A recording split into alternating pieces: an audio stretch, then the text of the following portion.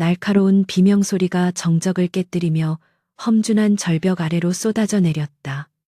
거대한 그림자가 태양을 가린 채 소용돌이치듯 지면을 향해 곤두박질치자 숲속의 모든 짐승은 숨을 죽이고 죽음의 냄새를 피하기 위해 구멍 속으로 몸을 숨겼다.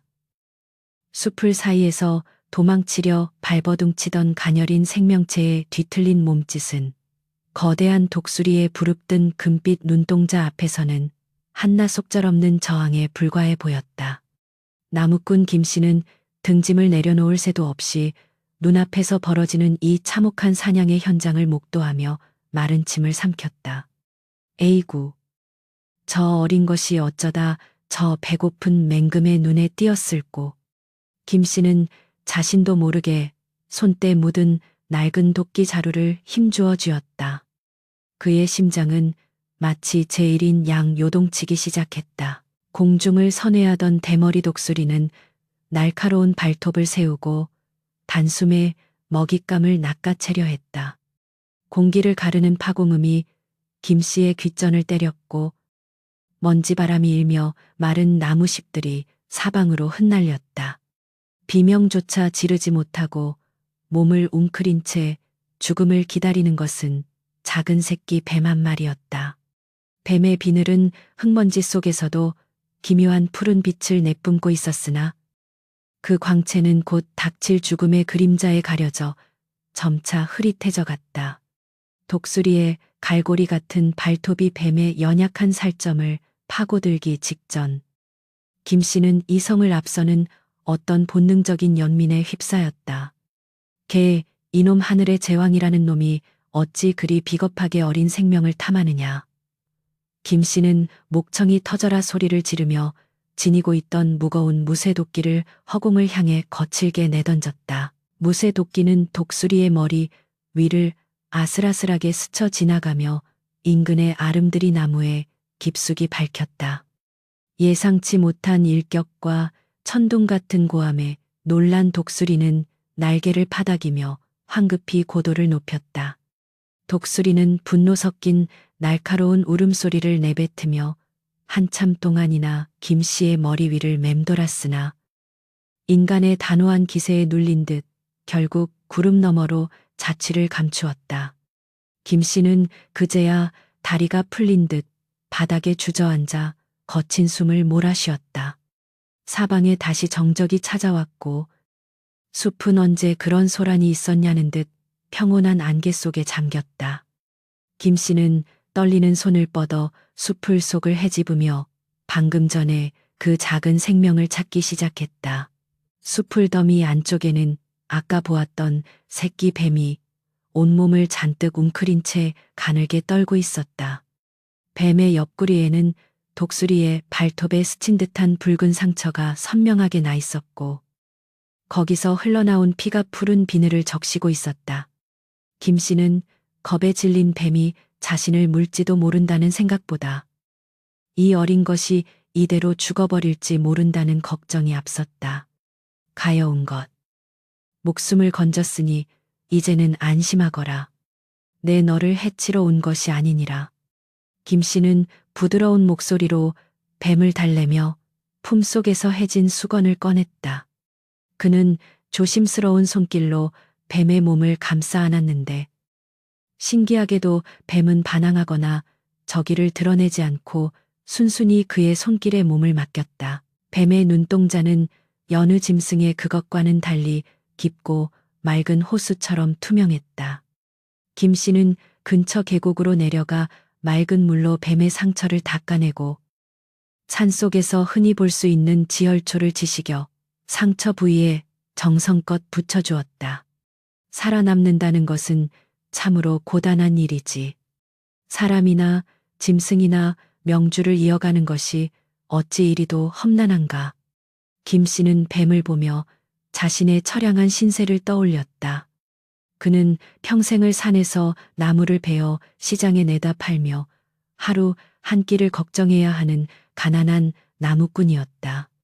낡은 오막살이에서 홀로 추위와 배고픔을 견디며 살아온 그에게 이 작은 생명의 고통은 마치 자신의 내면을 비추는 거울처럼 느껴졌다. 해는 어느덧 서산 너머로 뉘엿뉘엿 저물어가고 산그늘이 길게 드리워지기 시작했다. 김 씨는 뱀이 스스로 움직일 수 있을 때까지 곁을 지키며 자리를 떠나지 않았다. 한참의 시간이 흐른 뒤 기력을 되찾은 새끼뱀은 김 씨의 손목을 한번 부드럽게 감았다 풀더니 혀를 날름거리며 감사의 인사를 건네듯 그의 얼굴을 빤히 쳐다보았다. 그러고는 숲의 어둠 속으로 미끄러지듯 사라져갔다. 부디 살아남거라. 다시는 독수리의 눈에 띄지 말고 깊은 굴 속에서 천수를 누리며 살아가거라.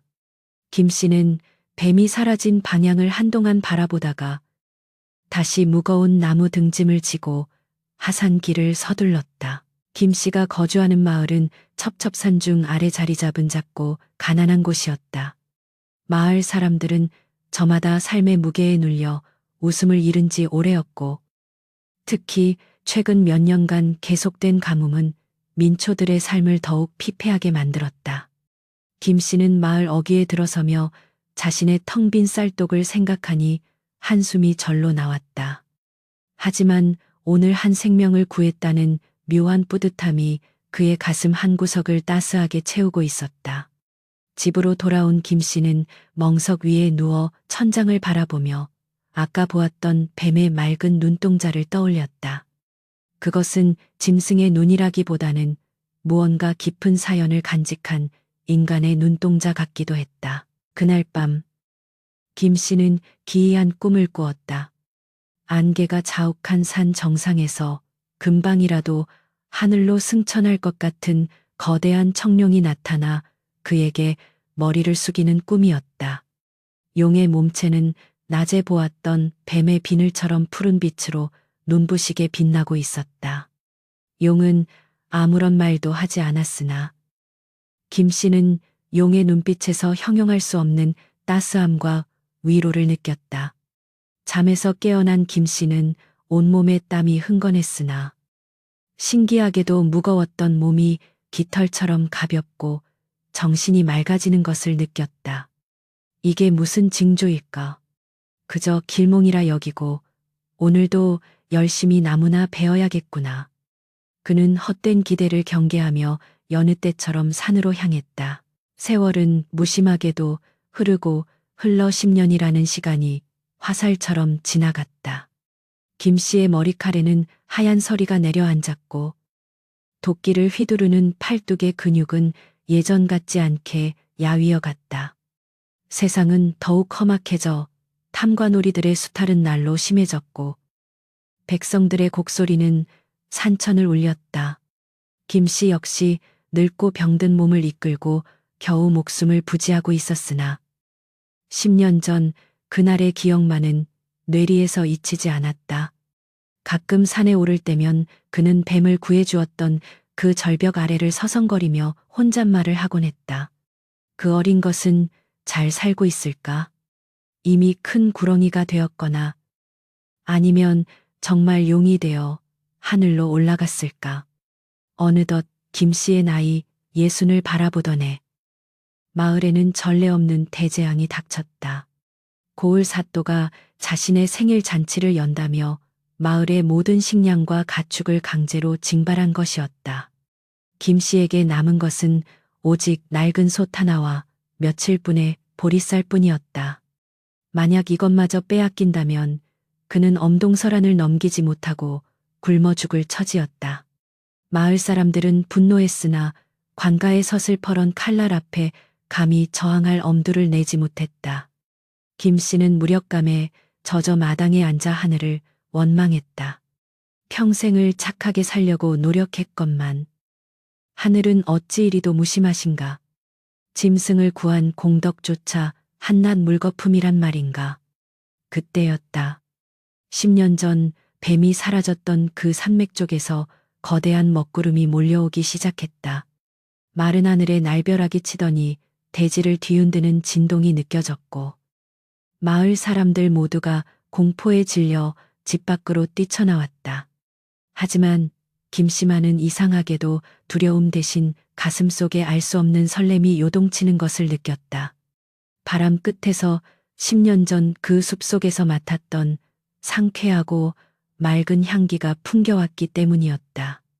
안개가 마을 전체를 뒤덮으며 시야를 가렸고 그 안개 속에서 누군가의 묵직한 발자국 소리가 김씨의 집 마당을 향해 다가오고 있었다. 자욱한 안개를 헤치고 마당으로 들어선 자들은 뜻밖에도 김씨가 기다리던 기적의 전령이 아니라 관가에 붉은 포졸복을 입은 험상궂은 사내들이었다.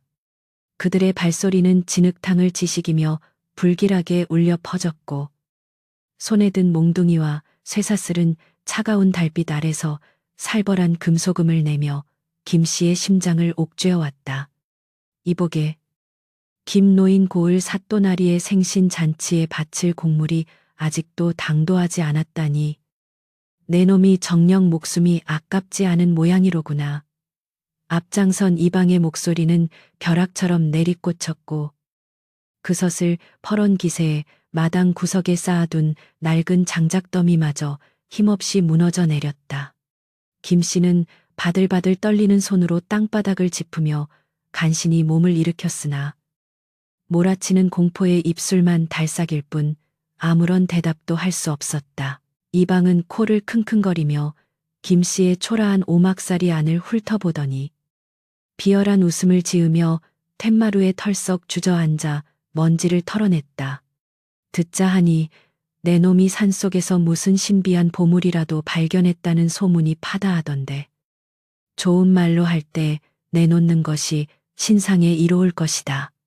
가난한 나무꾼 주제에 10년 전부터 산을 제 집 드나들 듯 하더니 분명 무언가 숨겨둔 구석이 있겠지. 그의 눈빛은 굶주린 늑대처럼 탐욕으로 번들거렸고 그 뒤를 지키던 포졸들은 가재도구를 발로 차며 집안을 난장판으로 만들기 시작했다. 김씨는 억장이 무너지는 심정으로 그들을 만류하려 했으나 거친 손길에 밀려 마당 한복판으로 내동댕이 쳐지고 말았다. 차디찬 흙바닥에 얼굴을 파묻은 김씨의 귓가에는 깨지는 사발 소리와 이방의 거만한 호통 소리만이 가득 찼다.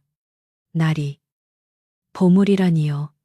평생 산에서 나무나 해다 파는 늙은이에게 무슨 보물이 있겠습니까? 저에게 남은 것이라고는 오직 저 텅 빈 쌀독 하나뿐입니다요. 김씨는 피 맺힌 절규를 토해내며 이방의 바짓가랑이를 붙잡았으나 돌아오는 것은 가차없는 발길질 뿐이었다.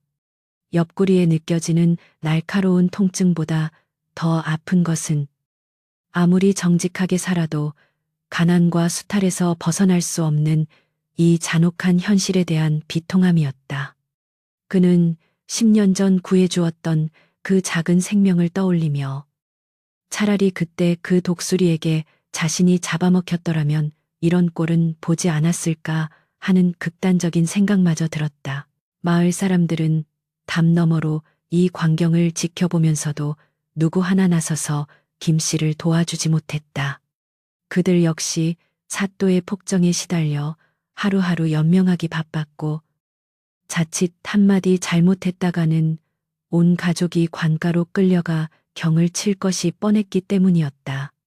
이방은 김씨의 품속까지 샅샅이 뒤지더니 낡은 수건 한 장 외에는 아무것도 나오지 않자 분풀이라도 하듯 김씨의 뺨을 세차게 갈겼다.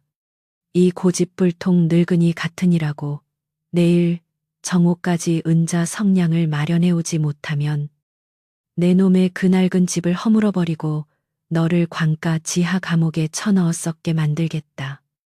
이방의 저주는 어둠을 타고 마을 구석구석으로 퍼져나갔고 그들이 떠난 자리에 남은 것은 김씨의 거친 숨소리와 무너진 자존심뿐이었다. 밤이 깊어갈수록 추위는 뼈를 깎는 듯했고 김씨는 엉망이 된 방 한구석에 멍하니 앉아 꺼져가는 호롱불을 바라보았다. 은자 성냥이라니.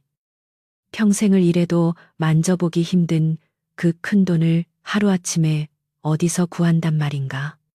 그는 자신의 무능력함과 세상의 불공평함에 눈물을 흘리며 돌아가신 부모님의 위패 앞에서 통곡하고 싶었으나 그마저도 기운이 없어 흐느낌으로 그쳤다. 하늘이시여, 정녕 저를 버리시는 것입니까? 한평생 남을 해치지 않고 짐승 하나도 소중히 여기며 살아온 대가가 정녕 이것이란 말입니까? 그의 원망 섞인 기도는 무거운 어둠에 가로막혀 방 안을 맴돌 뿐이었다. 그때 닫혀있던 살인문이 소리 없이 열리며 기이한 냉기가 방 안으로 스며들었다. 김 씨는 깜짝 놀라 고개를 들었으나 눈앞에는 아까의 포졸들이 아닌 웬 낯선 선비 한 명이 서 있었다. 선비의 옷차림은 눈이 부실 정도로 하얀 비단이었고 그의 얼굴은 달빛을 머금은 듯 창백하면서도 신비로운 기운이 서려 있었다. 노인장, 억울한 사연이 많아 보이십니다만 어찌 그리 슬피 우십니까? 선비의 목소리는 낮고 그윽하여 마치 깊은 동굴 속에서 울려 퍼지는 공명과도 같았다. 김 씨는 이 야심한 시각에 외딴 집을 찾아온 불청객이 두려웠으나 그의 눈동자를 보는 순간 10년 전 그 숲속에서 느꼈던 묘한 친근감을 다시금 느꼈다. 선비는 김 씨의 허락도 없이 방으로 들어와 자리에 앉더니 가느다란 손가락으로 방바닥을 툭툭 쳤다. 사람의 욕심이란 끝이 없어. 은자 성냥의 목숨을 거는 이들이 안타까울 따름입니다. 하지만 인과응보의 법칙은 한치의 오차도 없으니 너무 심려치 마십시오. 선비의 말에 김 씨는 가슴이 철렁 내려앉으며 그를 빤히 쳐다보았다.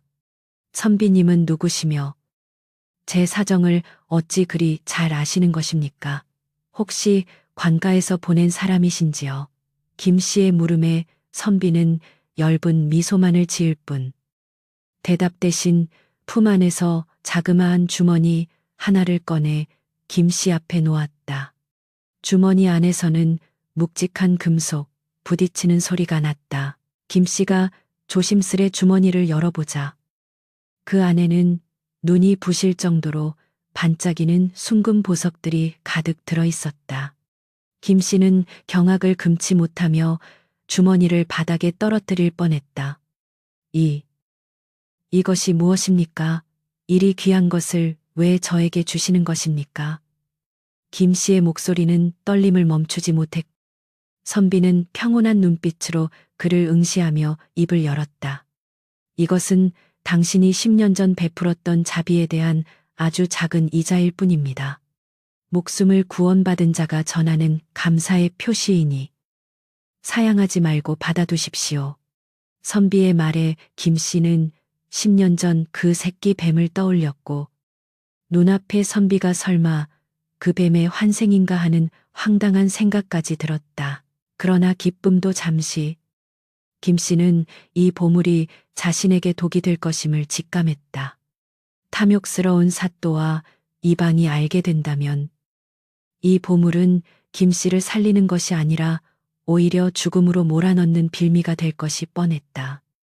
선비님, 마음은 고마우나 이것을 받으면 저는 더 큰 화를 당할 것입니다. 관가에서는 이미 저를 의심하고 있는데 이런 보물이 제 손에 있다는 사실이 알려지면 저는 무사하지 못할 것입니다.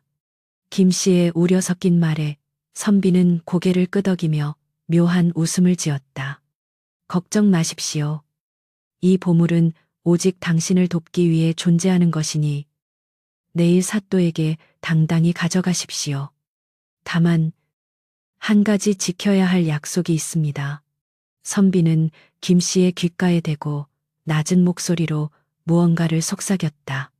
그 내용은 너무나도 기이하고 대담하여 김 씨의 얼굴은 순식간에 하얗게 질렸다가 다시 붉게 달아올랐다. 정녕 그렇게 해도 되겠습니까? 그것은 나라의 법도를 어기는 일이 아닙니까? 김 씨의 조심스러운 물음에 선비는 단호한 어조로 대답했다. 백성을 핍박하는 법은 이미 법이 아니요. 정의를 짓밟는 자들에게는 그에 걸맞은 심판이 필요할 뿐입니다. 내일 정오, 관가 마당에서 일어날 일을 지켜보십시오. 말을 마친 선비는 안개가 걷히듯 순식간에 방 안에서 자취를 감추었고 김 씨의 손에는 오직 묵직한 금 주머니만이 남겨져 있었다. 다음 날 아침, 마을은 평소보다 더욱 삼엄한 분위기에 휩싸였다. 사또의 생일 잔치를 앞두고 관가 주변에는 굶주린 백성들이 줄을 지어 서 있었고 포졸들은 채찍을 휘두르며 그들을 쫓아내기에 바빴다. 김 씨는 선비가 준 주머니를 품속 깊이 숨긴 채 무거운 발걸음으로 관가를 향해 걸어갔다. 사람들은 김 씨를 보며 수군거렸다. 저 노인네. 오늘 정말 끌려가는 거 아냐? 은자 성냥을 어디서 구한다고.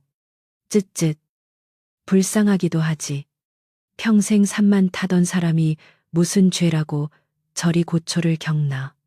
동정 어린 시선들이 김 씨의 등에 꽂혔으나 김 씨는 앞만 보고 묵묵히 걸었다. 그의 가슴 속에는 선비가 남긴 약속과 일말의 희망이 요동치고 있었다. 관가 정문에 다다르자 이방이 기다렸다는 듯 거드름을 피우며 나타났다. 오호. 김노인 아닌가? 기한 내에 정확히 나타난 것을 보니 어디서 돈이라도 훔쳐온 모양이지. 어서 내놓아 보거라. 은자 성냥이 있는지 확인해야겠으니. 이방의 비웃음에도 김 씨는 당당하게 고개를 들고 품속에서 금 주머니를 꺼냈다. 주머니가 열리고 황금색 보석들이 쏟아지자 주변에 있던 포졸들과 이방의 눈이 휘둥그레졌다. 이게 다 무엇이냐? 금이 아니냐? 내 놈이 정령 보물을 숨기고 있었구나. 이방은 미친 듯이 달려들어 금을 가로채려 했으나 김 씨는 주머니를 다시 거두어 들였다. 이것은 사또나리께 직접 바칠 물건이니 어서 나를 사또 앞으로 안내하게. 이 소식은 순식간에 사또의 귀에 들어갔고 탐욕에 눈이 먼 사또는 잔치를 멈추고 김 씨를 즉시 집무실로 불러들였다. 내 놈이 김 씨냐? 저 무지몽매한 나무꾼이 이토록 진귀한 금을 어디서 구했단 말이냐? 혹시 전설로만 내려오는 산신령의 금괴라도 발견한 것이냐? 사또의 목소리는 흥분으로 떨리고 있었고 그의 옆에는 이방이 침을 흘리며 금 주머니를 노려보고 있었다. 김 씨는 선비가 가르쳐준 대로 차분하게 입을 열었다. 사또나리, 이 금은 제가 산에서 만난 신비한 선비에게 받은 것입니다. 그는 저에게 이 금을 바치는 대신 사또나리께서 마을 백성들의 세금을 감면해주고 억울하게 갇힌 이들을 풀어줄 것을 요구했습니다. 김 씨의 당돌한 제안에 사또의 얼굴은 순식간에 험악하게 일그러졌다. 무엇이라 일개 나무꾼 주제에 감히 나를 가르치려 들어. 저 금은 이미 내 것이나 다름없거늘. 내 놈이 조건을 내걸다니 가당치도 않다. 여봐라. 저 노인을 당장 옥에 가두고 금 주머니를 압수하라. 사또의 명령이 떨어지자 포졸들이 달려들어 김 씨를 제압했고 이방은 신이 나서 금 주머니를 사또의 책상 위에 올려놓았다. 하지만 그 순간 방 안의 기온이 급격히 떨어지며 촛불이 일제히 꺼졌다. 칠흑 같은 어둠 속에서 거대한 짐승의 숨소리가 들려왔고 사또와 이방은 공포에 질려 비명을 질렀다. 어둠 속에서 푸른 안개가 피어오르더니 그 안에서 10년 전 김 씨가 보았던 그 거대한 눈동자가 나타났다. 그것은 사람이 아닌 분노에 찬 영물의 눈빛이었다. 탐욕에 눈이 멀어 은혜를 원수로 갚는 자들이여. 너희의 죄업이 하늘에 닿았음을 알지 못하느냐. 방안을 울리는 천둥 같은 사자 후에 사또는 책상 밑으로 기어 들어갔고 이방은 바지에 오줌을 지리며 바닥을 기어다녔다. 김 씨는 그 난장판 속에서도 이상하리만치 마음이 평온해짐을 느꼈다. 그는 이제야 알 수 있었다. 10년 전 자신이 구했던 것은 단순한 뱀이 아니라 이 땅의 정의를 수호하는 신성한 존재였음을 말이다. 매서운 한풍이 문틈을 비집고 들어와 촛불을 꺼뜨리자 방 안은 순식간에 명부의 심연처럼 어두워졌고 그 속에서 사또의 비명은 갈라진 악기 소리처럼 흉측하게 울려 퍼졌다. 걔 누구냐? 감히 관가에 침입하여 요술을 부리는 자가 누구란 말이냐? 사또는 책상 밑으로 몸을 숨기며 덜덜 떨리는 목소리로 외쳤으나 어둠 속에서 번뜩이는 푸른 눈동자는 아무런 대답도 없이 그를 뚫어지게 응시할 뿐이었다. 이방 역시 바닥에 넙죽 엎드려 살려달라는 말조차 내뱉지 못한 채 이가 부딪히는 소리만 요란하게 내고 있었다. 김 씨는 그 서늘한 기운 속에서도 마음이 평온해지는 것을 느끼며 이 모든 것이 10년 전 인연에서 비롯된 것임을 직감하고 두 손을 모아 고개를 숙였다. 잠시 후 안개가 서서히 걷히며 방 안에는 다시 희미한 달빛이 스며들었으나 사또의 탐욕스러운 안색은 이미 잿빛으로 변해 있었다. 그는 숨을 헐떡이며 김 씨를 가리켰는데 손가락이 마치 낙엽처럼 파르르 떨리고 있었고 입술은 파랗게 질려 있었다. 이놈, 나무꾼 주제에 요망한 술법을 익혀 관장을 능멸하려 드느냐. 저 금주머니도 분명 요술로 만들어낸 가짜일 것이니 당장 저놈을 형틀에 묶어라. 사또는 공포를 가리기 위해 더욱 표독스럽게 소리를 질렀으며 이방은 그제야 정신을 차린 듯 포졸들을 불러 모았다. 김 씨는 저항하지 않고 포졸들에게 양팔을 붙잡힌 채 관가마당으로 끌려나갔으나 그의 눈빛만은 맑고 단호했다. 관가마당에는 어느새 소문을 듣고 몰려온 마을 백성들이 가득했는데 그들은 김 씨의 처참한 몰골을 보고 탄식을 내뱉으며 수군거리기 시작했다. 평생 산만 타며 착하게 살아온 김노인이 어쩌다 저런 요술쟁이로 몰렸단 말인가. 세상이 참으로 흉흉하구나. 백성들의 안타까운 목소리가 파도처럼 밀려왔으나 단상 위에 올라선 사또의 눈에는 오직 압수당한 금 주머니의 찬란한 광채만이 아른거릴 뿐이었다. 사또는 백성들을 향해 엄포를 놓으며 김 씨가 산신령을 사칭하는 괴수와 내통하여 고을을 어지럽히려 했다는 거짓 죄상을 낱낱이 열거하기 시작했다. 형틀에 묶인 김 씨의 가슴 위로 차가운 물벼락이 떨어졌고 이방은 굵은 몽둥이를 치켜들며 마지막 자백을 강요했다. 말하거라. 이 금을 어디서 훔쳤으며 내 배후에 있는 그 요망한 자는 누구냐. 사실대로 말하면 목숨만은 살려줄 것이나 끝까지 함구한다면 내 놈의 뼈마디를 모두 으스러뜨려 놓겠다. 이방의 위협에도 김 씨는 가쁜 숨을 몰아쉬며 하늘을 우러러보았고 그의 입가에는 알 수 없는 미소가 번졌다. 나리, 이 금은 훔친 것이 아니라 10년 전 제가 구한 어린 생명이 보낸 은혜의 증표입니다.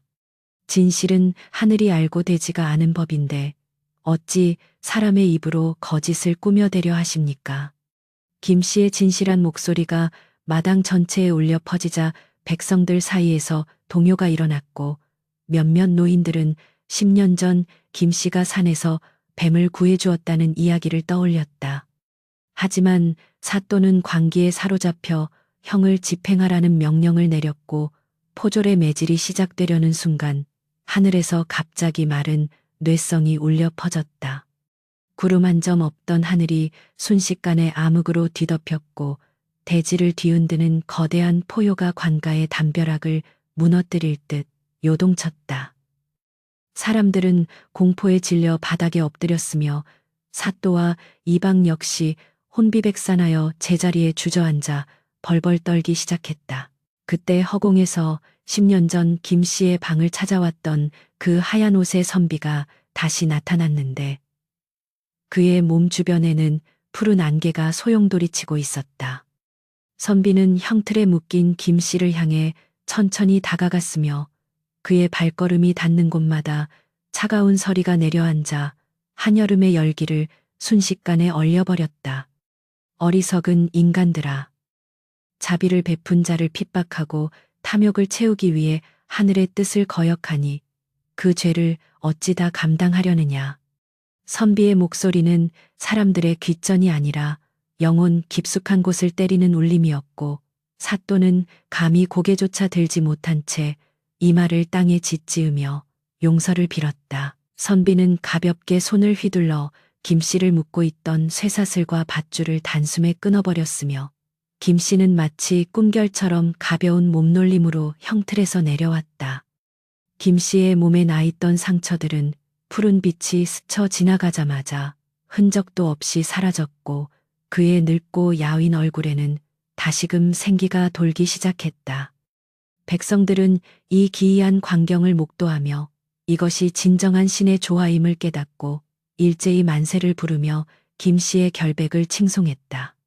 하지만 선비의 눈빛은 여전히 사또와 이방을 향해 얼음처럼 차갑게 빛나고 있었으며 그는 품 안에서 작은 여의주 하나를 꺼내 들었다. 이 여의주는 10년 전 이 노인이 구해준 보잘것없는 뱀의 눈물이자 수행의 결실이다. 너희가 탐낸 금은 사실 이 땅의 정기가 뭉친 흙덩이에 불과하거늘 그것이 금으로 보인 것은 너희의 마음속에 자리 잡은 탐욕의 귀신이 눈을 가렸기 때문이다. 선비의 말이 끝나기가 무섭게 사또의 책상 위에 놓여있던 금 주머니는 순식간에 시커먼 숫덩이로 변해버렸다. 이를 본 사또는 거품을 물고 쓰러졌으며 이방은 미친 듯이 소리를 지르며 관가 밖으로 도망치려 했으나 보이지 않는 힘에 가로막혀 마당을 맴돌 뿐이었다. 김씨는 자신을 구해준 선비의 앞에 무릎을 꿇고 진심으로 감사의 인사를 올렸으나 선비는 인자한 손길로 그를 일으켜 세웠다. 노인장, 당신의 진심이 나를 깨웠고 당신의 자비가 나를 이 자리에 서게 했습니다. 당신은 10년 전 생명의 소중함을 알지 못하던 나에게 인간의 따뜻한 심장을 가르쳐 주었으니 이는 그 어떤 보물보다 값진 가르침이었습니다. 선비의 등 뒤로 거대한 청룡의 환영이 나타나 하늘로 솟구치자 관가마당은 눈부신 광채로 가득 찼고 백성들은 그 장엄한 모습에 넋을 잃고 바라보았다. 이제 고을의 형세는 완전히 뒤바뀌어 있었는데 공포의 대상이었던 관가는 정의의 심판대에 올랐고 가장 낮은 곳에 있던 나무꾼은 진실의 증인이 되었다. 김씨는 선비의 눈을 바라보며 자신이 평생 지켜온 선한 의지가 헛되지 않았음을 확신했고 가슴속 깊이 응어리졌던 가난과 멸시의 아픔이 눈 녹듯 사라지는 것을 느꼈다. 선비는 마지막으로 김씨에게 고개를 끄덕이며 속삭였다. 이제 곧 이 고을에 새로운 바람이 불 것입니다. 진실은 가릴 수 없으며 선한 끝은 반드시 복으로 돌아오는 법이니 남은 생을 평온히 누리십시오. 안개가 완전히 걷히고 선비와 청룡의 환영이 사라지자 관가 마당에는 오직 따사로운 햇살만이 가득 내리쬐고 있었다. 사또와 이방은 정신을 잃은 채 포졸들에 의해 끌려갔으며 마을 백성들은 김씨를 향해 앞다투어 다가와 그의 손을 잡고 기쁨을 나누었다. 김씨는 비로소 자신이 겪은 이 모든 일이 한낱 꿈이 아니었음을 깨달았고 무거운 등짐 대신 희망이라는 새로운 무게를 가슴에 품었다. 그는 멀리 보이는 산맥을 바라보며 10년 전 그 작은 생명에게 다시 한번 무언의 인사를 건넸고 고을에는 전례 없는 평화의 기운이 감돌기 시작했다. 김씨는 이제 더 이상 가난하고 힘없는 나무꾼이 아니었는데 그의 등 뒤에는 수많은 백성의 지지와 하늘의 보살핌이 함께하고 있었다. 그는 무너진 관가의 담장 너머로 보이는 맑은 하늘을 향해 깊은 숨을 내쉬며 앞으로 다가올 정의로운 세상을 꿈꾸었다. 이 놀라운 소식은 인근 고을로 삽시간에 퍼져나갔고 사람들은 인과응보의 진리를 다시금 가슴속에 새기게 되었다. 김 씨의 투박한 손에는 여전히 흙먼지가 묻어 있었으나 그의 영혼은 그 어떤 비단보다 부드럽고 아름답게 빛나고 있었으며 이야기는 이제 진정한 심판의 시간을 향해 치닫고 있었다.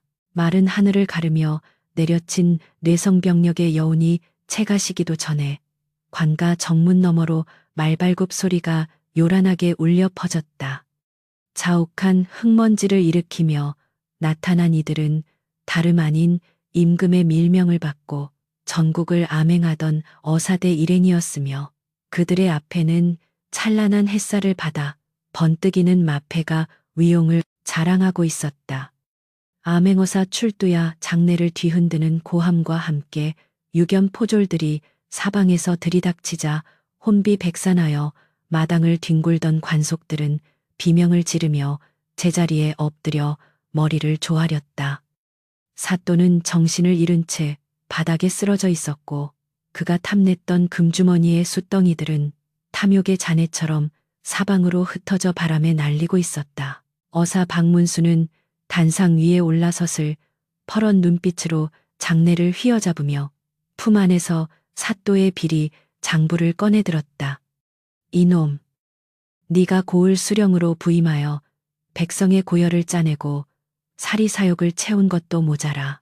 이제는 요상한 술법을 빌미로 무고한 백성을 핍박하려 하였느냐. 어사의 목소리는 서리빨처럼 차가워 마당에 모인 모든 이들의 척추를 서늘하게 만들었으며 이방은 제 목숨을 부지하고자 연신 바닥에 머리를 짓지으며 사또의 죄상을 고해 바치기 시작했다. 형틀 옆에 서 있던 김 씨는 비로소 안도의 한숨을 내쉬며 이 모든 정의의 시련이 우연이 아님을 직감하고 조용히 두 손을 모았다. 어사는 형틀에서 풀려나 비틀거리는 김 씨를 향해 다가가 인자한 손길로 그의 어깨를 짚으며 고개를 끄덕였다. 노인장, 그대가 산에서 겪은 기이한 일들과 저 탐관오리의 수탈에 대해 이미 상세히 보고를 받았소이다. 하늘이 무심치 않아 그대의 선행을 기억하고 이렇듯 진실을 밝히는 구려. 김 씨는 어사의 따뜻한 말 한마디에 그간 억눌렸던 서름이 복받쳐 올라 뜨거운 눈물을 흘렸으며 주변의 백성들 또한 김 씨의 이름을 연호하며 정의가 승리했음을 기뻐했다. 사또의 집무실에서는 수많은 은자와 곡식들이 쏟아져 나왔는데 이는 모두 백성들에게서 강제로 빼앗은 눈물 젖은 곡물들이었다. 포졸들은 도망치려던 이방을 잡아다가 김 씨 앞에 무릎을 꿇렸고 이방은 아까의 거만함은 간대 없이 비굴한 몰골로 살려달라 애원했다. 김노인, 아니 김대인 제가 죽을 죄를 지었습니다. 사또의 명령에 따랐을 뿐이니 제발 목숨만은 살려주십시오. 이방의 추악한 변명에 백성들은 분노하며 돌을 던지려 했으나 김 씨는 담담한 표정으로 그를 내려다보며 조용히 입을 열었다. 사람이 사람을 해치는 것은 탐욕에서 비롯되나 그 탐욕의 끝은 결국 자신을 태우는 불길이 되는 법이지요. 내 당신을 용서하진 않겠으나 하늘의 처분을 기다리겠소. 그 순간 관가마당 한가운데에 다시금 푸른 안개가 서서히 피어오르더니 아까 사라졌던 하얀 옷의 선비가 어사 일행 옆의 모습을 드러냈다. 사람들은 또다시 나타난 이 신비로운 존재에 경외감을 느끼며 숨을 죽였으나 어사만은 그가 사람이 아님을 눈치챈 듯 정중히 예우를 갖추었다. 선비는 어사를 향해 가볍게 목례를 한 뒤 김 씨에게 다가가 그의 손바닥 위에 작은 옷반지 하나를 올려두었다. 이것은 내가 드리는 마지막 인사입니다. 당신이 구한 생명이 이제는 이 땅을 수호하는 신장이 되어 당신의 여생을 지킬 것이니 부디 평안을 누리소서. 선비의 말이 끝나자마자 사또와 이방의 몸에서 검은 기운이 빠져나와 공중에서 흩어졌으며 그들은 더 이상 말을 하지 못하는 벙어리가 된 채 넋나간 표정으로 허공을 응시했다. 이는 신성한 영물을 기만한 죄에 대한 하늘의 징벌이었으며 그 광경을 목도한 백성들은 인과응보의 무서움을 뼈저리게 느끼며 자신들의 삶을 되돌아보게 되었다.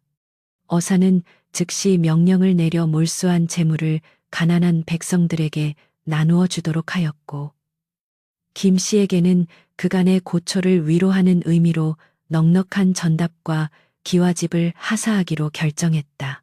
관가마당은 이제 심판의 장소에서 축제의 장으로 변모하였으며 10년 전 작은 뱀을 구했던 김 씨의 자비는 고을 전체의 구원이 되어 돌아왔다. 사람들은 김 씨를 가마에 태워 그의 낡은 오막살이가 아닌 새로 마련된 가옥으로 정중히 모셨고, 김 씨는 부끄러워하며 손사래를 쳤으나 그의 얼굴에는 평생 본 적 없는 환한 미소가 번지고 있었다. 하늘을 가렸던 먹구름은 어느새 흔적도 없이 사라지고 눈부신 청명한 가을 하늘 아래 청룡의 형상을 한 구름이 유유히 흘러가며 김 씨의 앞날을 축복하는 듯했다. 이 소식은 한양의 대궐에까지 전해져 임금은 김 씨의 선행을 기리는 효자문을 세우도록 명하였고, 이는 후세 사람들에게 짐승 한 마리도 소중히 여기는 마음이 결국 복으로 돌아온다는 산 증거가 되었다.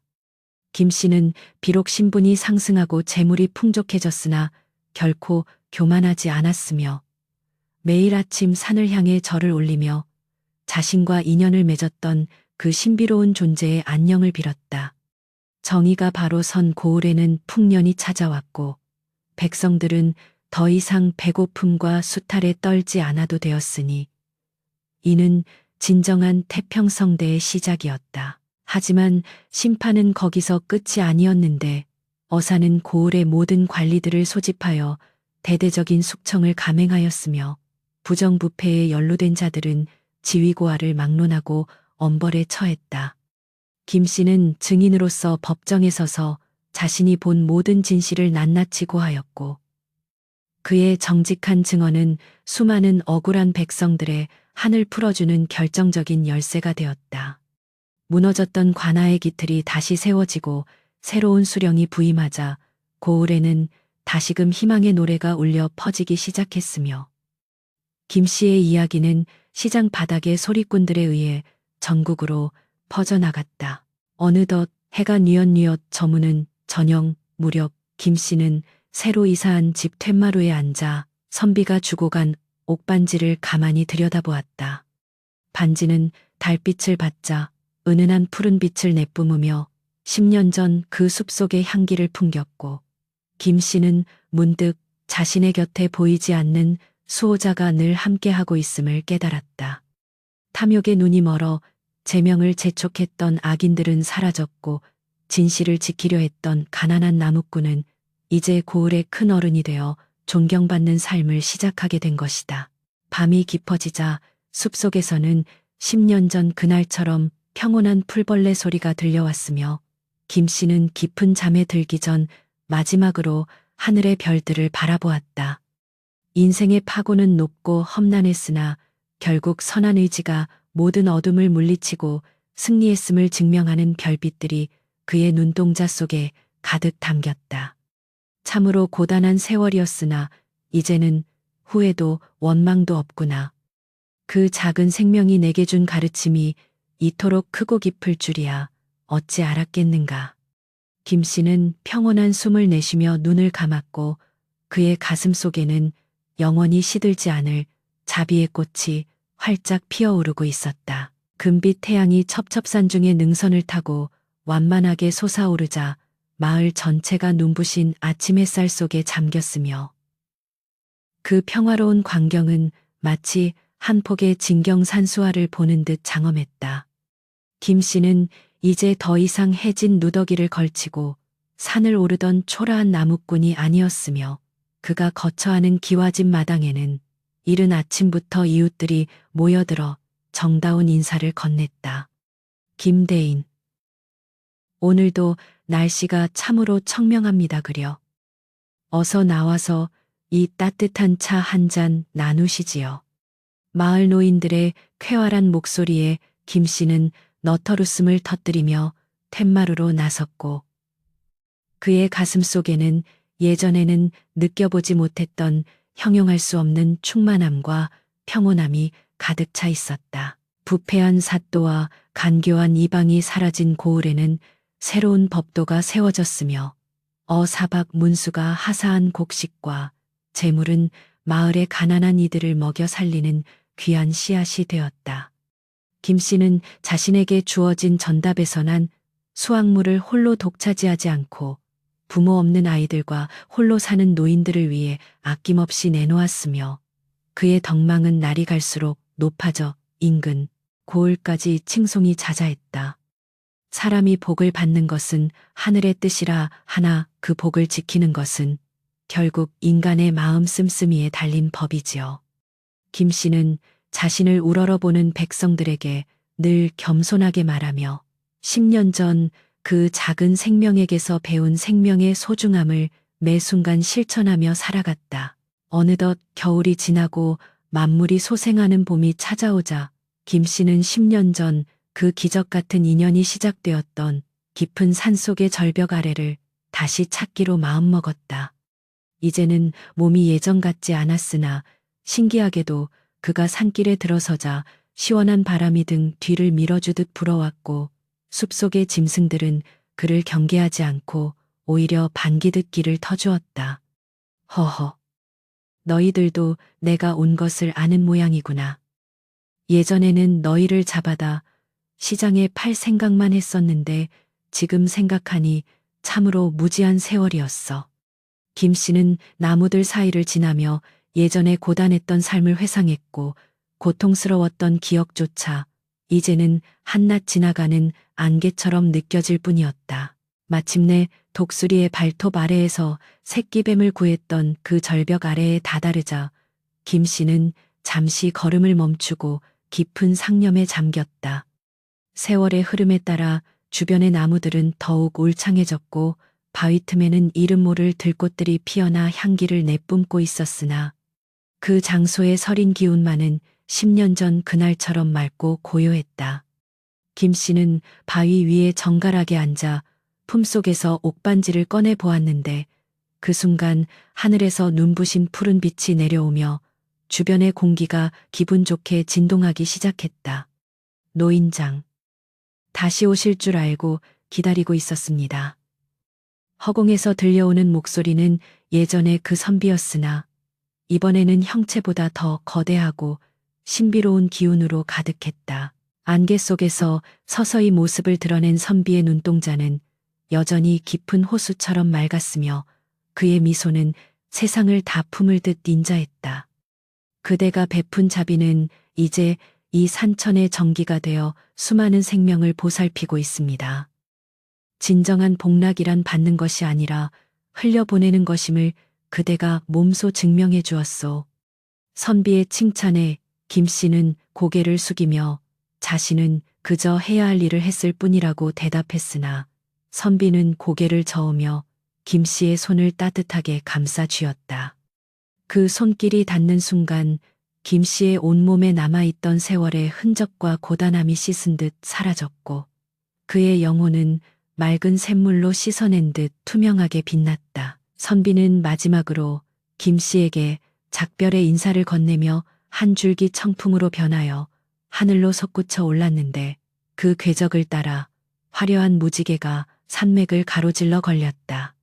인연의 끈은 끊어지는 것이 아니라 형태를 바꾸어 영원히 이어지는 법이니 부디 남은 생을 축복 속에서 보내십시오. 허공을 울리는 선비의 목소리를 뒤로하고 김 씨는 한참 동안이나 하늘을 올려다보았으며 그의 눈가에는 감사의 눈물이 이슬처럼 맺혔다. 하산하는 길에 만난 시냇물 소리는 노래처럼 들렸고 나무십들이 부대끼는 소리는 마치 하늘의 축복을 속삭이는 소리처럼 들려 김 씨의 발걸음은 구름 위를 걷는 듯 가벼웠다. 마을로 돌아온 김 씨는 자신의 집 마당에 돗자리를 깔고 마을 아이들을 불러 모아 자신이 겪은 신비로운 이야기를 들려주기 시작했다. 얘들아, 세상에는 눈에 보이는 것이 전부가 아니란다. 작고 보잘것없는 생명이라도 그 안에는 우주만큼 큰 영혼이 깃들어 있는 법이지. 아이들은 눈을 반짝이며 김 씨의 이야기에 귀를 기울였고 그들의 순수한 마음 속에는 생명을 귀하게 여기는 자비의 씨앗이 하나둘씩 심어지기 시작했다. 김 씨의 이야기는 단순한 전설이 아니라 인간이 가져야 할 가장 고귀한 도리에 관한 살아있는 가르침이었으며 이는 세대를 거쳐 마을의 가장 큰 정신적 자산이 되었다. 세월이 더 흘러 김 씨의 머리칼이 백설같이 하얗게 변했을 때도 그는 여전히 매일 아침 마을 입구에 서서 오가는 사람들에게 따뜻한 웃음을 건넸다. 그가 하사받은 재물은 이미 마을 공동의 창고가 되어 흉년이 들어도 굶주리는 이가 하나도 없게 되었으며 고을은 나라 안에서 으뜸가는 살기 좋은 곳으로 이름났다. 탐욕에 눈이 멀었던 사또와 이방의 말로를 기억하는 이들은 이제 아무도 없었으나 나무꾼 김 씨의 이름만은 만백성의 가슴 속에 영원히 지지 않는 꽃으로 남게 되었다. 선한 끝은 반드시 있고 악한 업은 스스로를 망치는 법이니 이 간단한 이치를 평생 잊지 마시오. 김 씨는 늘 이 말을 입버릇처럼 되풀이했다. 해가 지고 달이 뜨는 자연의 섭리처럼 김 씨의 삶도 이제 조용히 황혼을 향해 가고 있었으나 그의 마음은 저무는 노을보다 더 찬란하게 빛나고 있었다. 그는 어느 추운 겨울밤 가족들이 지켜보는 가운데 마치 단잠에 드는 어린아이처럼 평온한 얼굴로 생의 마지막 숨을 내쉬었으며 그가 떠난 방 안에는 10년 전 그 숲속에 향긋한 소나무 내음이 가득했다. 마을 사람들은 모두가 제1처럼 슬퍼하며 그의 마지막 길을 배웅했으나 그들의 슬픔 너머에는 김 씨가 남긴 선한 의지가 자신들의 삶 속에 살아있다는 위안이 함께하고 있었다. 김 씨가 세상을 떠난 뒤에도 그가 살던 기와집 뒷마당에는 기이하게도 푸른 빛을 띠는 뱀 한 마리가 나타나 집을 지켰다는 이야기가 전해졌다. 사람들은 그 뱀이 바로 김 씨가 구해주었던 그 영물이며 은인의 집안을 영원히 수호하기 위해 내려온 것이라 믿어 의심치 않았다. 또한 김 씨의 후손들은 조상의 뜻을 받들어 대대로 가난한 자를 돕고 생명을 아끼는 가풍을 이어갔으니 그 가문에서는 끊임없이 훌륭한 인재들이 배출되어 나라의 기둥이 되었다. 인과응보의 진리는 이렇듯 한 인간의 생애를 넘어 대대손손 흐르는 장강의 물줄기처럼 끊이지 않고 이어지며 세상을 정화했다. 오늘날에도 그 산맥 아래 작은 마을에는 나무꾼과 뱀의 이야기가 전설처럼 내려오며 길을 가는 나그네들의 발길을 멈추게 한다. 절벽 아래 피어난 이름 모를 꽃들은 여전히 그날의 자비를 기억하듯 향기를 내뿜고 하늘을 가로지르는 독수리의 날갯짓 소리도 이제는 더 이상 공포가 아닌 자연의 일부로 받아들여진다. 선한 행동 하나가 세상을 어떻게 바꾸는지 그리고 그 보답이 얼마나 달콤한 열매로 돌아오는지에 대한 이 이야기는 우리에게 소중한 교훈을 남긴다. 진정한 보물은 금이나 은이 아니라 타인을 향한 따뜻한 연민과 조건 없는 자애라는 사실을 김 씨의 삶은 영원히 증명하고 있는 것이다. 인생의 거친 파도를 넘어 마침내 도달한 평화의 해안가에서 김 씨는 우리에게 무언의 미소를 지어 보이며 속삭이는 듯하다. 세상이 아무리 험하고 가혹할지라도 선을 행하기를 멈추지 마십시오. 당신이 베푼 작은 친절은 언젠가 반드시 거대한 기적이 되어 당신의 앞길을 밝혀줄 것입니다. 이 장엄한 이야기는 여기서 끝을 맺지만 김 씨가 남긴 자비의 향기는 천년의 세월을 뛰어넘어 오늘도 우리의 마음속에 깊은 울림을 전해준다. 선한 씨앗을 심은 자만이 달콤한 과실을 거둔다는 명백한 진리를 가슴에 새기며 이 기이하고도 아름다운 대에스의 막을 내린다.